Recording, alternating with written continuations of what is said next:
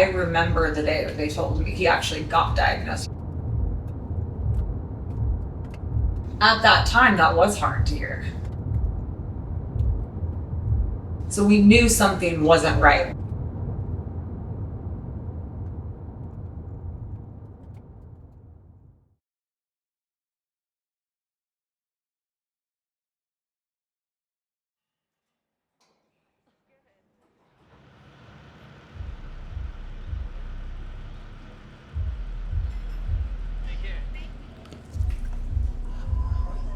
So we usually get up about 6 o'clock in the morning, and then I go get Diggy's food because he has a G-tube.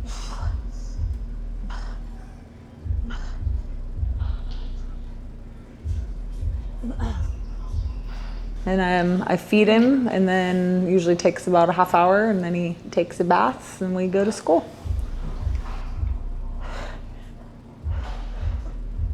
And then after school, we come home and he eats again, and then we usually go walk and see the sunset.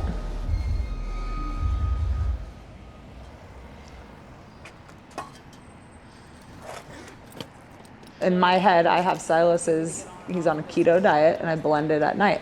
In my head, I have the recipe. I know how many grams of each product goes into it. So I'll be in the kitchen and I'm thinking, I'm measuring, I'm feeding Silas, I've got these things, and then my other son will come in and ask me 15 questions when I'm trying to focus. So that's like where I have to stay on task so that I can finish one task to the next. We stay with a routine, so it's pretty much the same thing every day.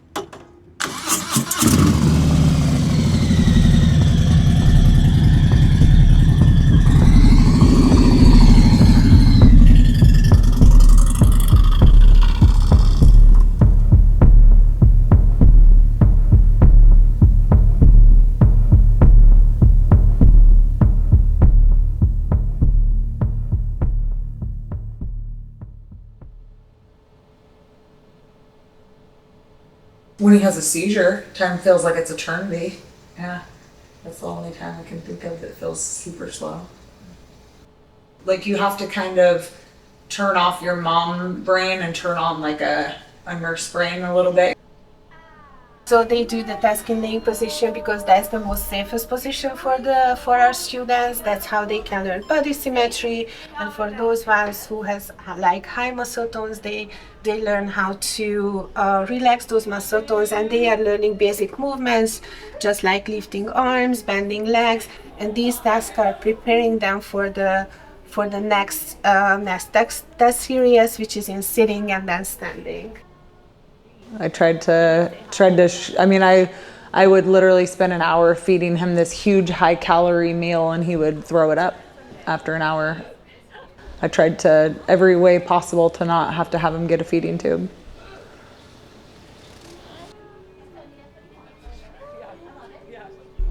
You know, in the back of your mind, you always go, is this going to take him?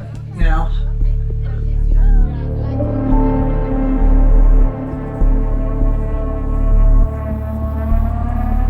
But when it's hard, nobody sees that.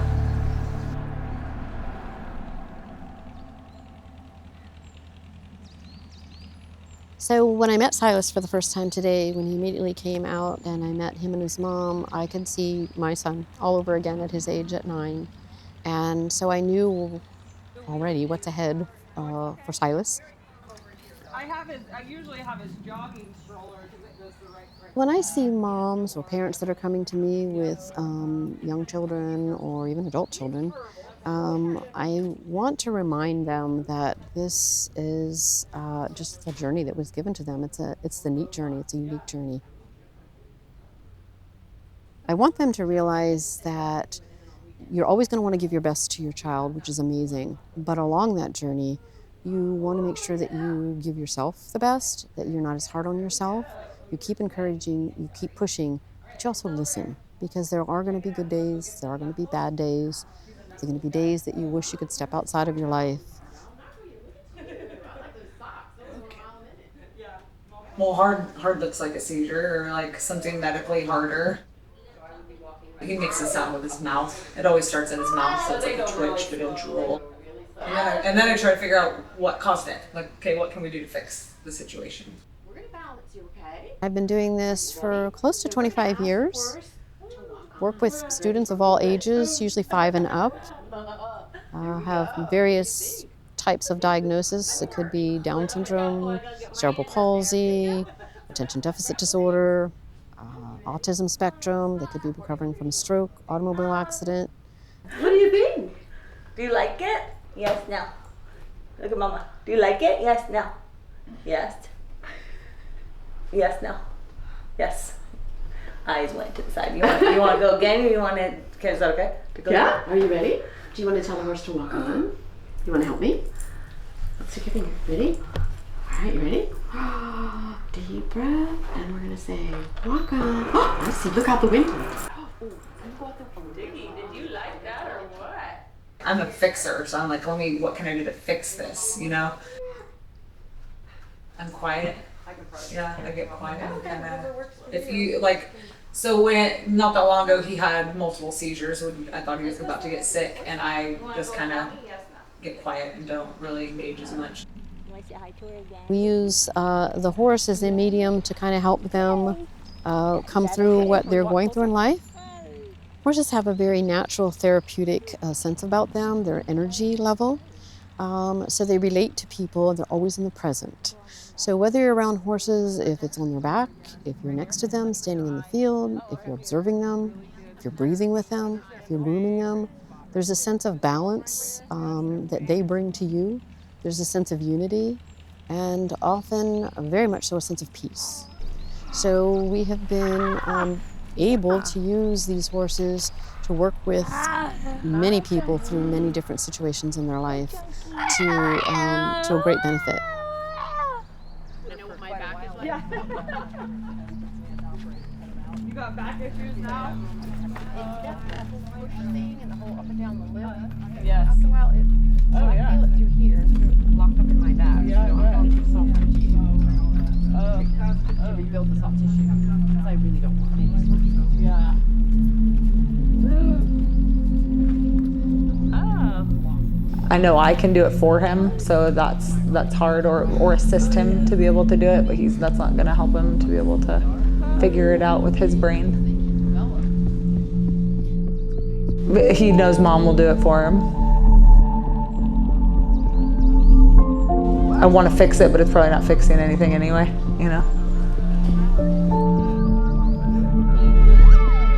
I do that probably 20 times a day. I just get irritated with myself for doing it, you know?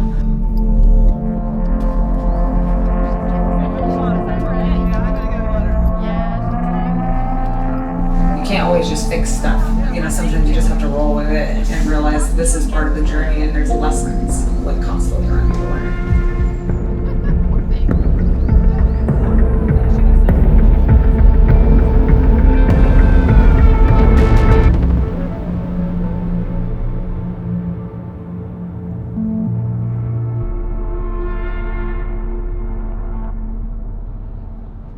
So when that student came to CECO, who is walking with the cane now, he was not able to walk at all. So he was using gait trainers and then walkers, and now he is able to walk with canes, and some days he's able to take independent steps as well.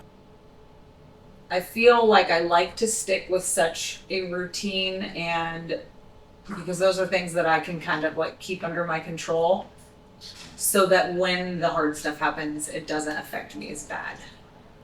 If that makes sense.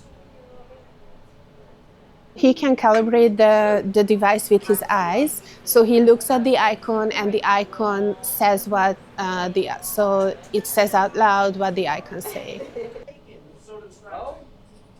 Oh my gosh, right? No. And after 22, they can transition into the adult day program. Since 2019, that's when we started to do the adult program. And because that was a huge need from those students who graduated out from the program to continue conductive education. So the focus is a little bit different in the adult program. They use some elements of conductive education, but the focus is on more like life skills and job skills for them. For example, right now, Little Dagger works with Miss Anna. She's our lead conductor, and his mom is here, so she's the one who motivates him. She's the one who helps him when it's needed. So that's how we teach the parents how they can utilize conductive education at home. The young adult program is pretty much a bridge program between the school day and the adult. So the participants are 18 years old and young and older, so between 18 and 22. They have a conductive education teacher here and an ESC teacher as well. And the focus is more like on job skills and life skills, but they are still working on money management, reading, and everything else too. Every single second of every day is education. Yes. It's tactile, tactical, haptic education. Yes. I've never seen anything like that. And that's, I should say, a little bit sad, because we want this for every individual who has a neurological disorders, right? Because we learn something new every second, right? Our brain is working and it's so powerful, and that's what we want for our children, just like Silas' mom, and it is powerful, and we should have this everywhere. And so I'm so grateful that you saw the uniqueness and the impact of our program, because we work hard. Our students work very hard to learn those skills. Yes.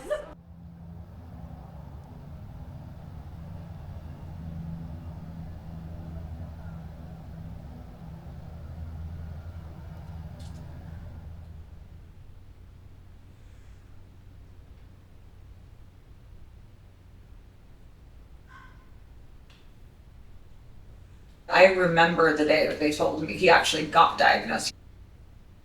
The day they actually said he has cerebral palsy was brutal. It was brutal. I punched the wall, I cussed, I yelled, But when they said severe, that part really was like, I thought, how dare you don't even know him. But then it was like, okay, now what do we do? You know, now what's the next step? So it's like, there's different things in life that happen that, like, the initial gut punch of the words were hard, but then it almost opened the door for the next step.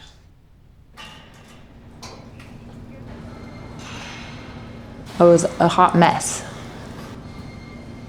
Yeah, party animal, you know, till I got sober, and then since I've been a special needs mom, especially, I think it's just changed my whole outlook on life. Yeah.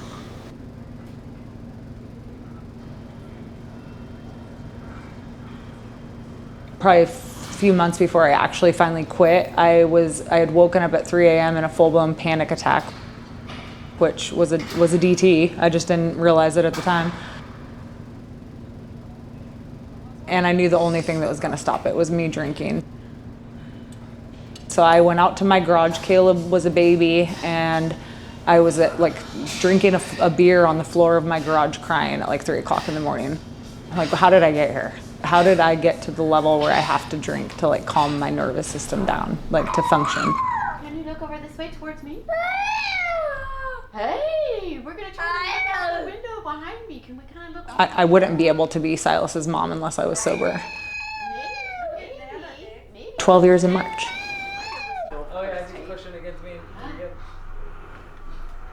I think that if you chose to have a life, then you need to change yours to make theirs better. Ready? 1, 2, 3. Whoa. Oh. And then look at the back. You're not growing through anything in life if you're just numbing it, you know? Hold on, let me fix it. I think it's just because I'm holding it. That's probably my biggest struggle that I deal with when I see a mom just not, with a mom not being a good mom to her children, you know? I was raised religious, and I feel like it was just kind of what I was taught. But I feel like the last like 2 years, I feel like I've made my own relationship without it being in a bubble of religion. It's definitely like a connection that I feel like I never had until more recently. I feel like my spiritual connection has definitely grown through more time, having to pray. So many situations since becoming his mom where there's certain things that are out of my control completely, and literally the only thing you can do is pray.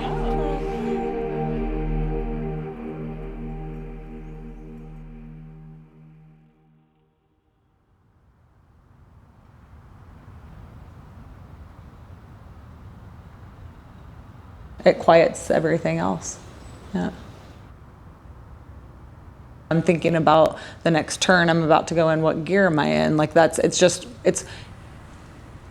actually talked to my dad and my stepdad. When I first started riding, I remember I was close to a spot where my dad's ashes are. They're in a river in Oregon. And I was going too fast on this corner, and it was funny, in my helmet I said, so I'm Mary Beth. My dad called me Mary Beth. So I was like, slow down, Mary Beth. I said it like my dad would have said it. And I actually talked to him on my bike.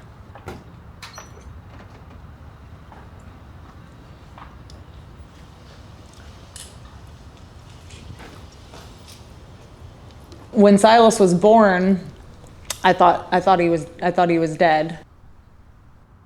And the first thing I told my dad is, greet him at the gate, Dad.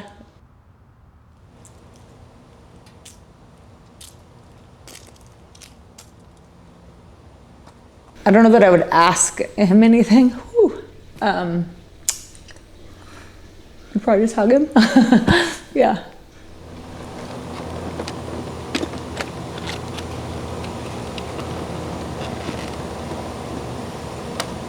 Is there anything you're still afraid of? Yeah. Loss. Yeah. Of my children. He used to call me every day and ask how I was doing, because he was sober for 11 years, almost 12 when he passed away. And he'd always just check in on me. And so I was like, I made a promise to him I wouldn't go back to that. Quiet.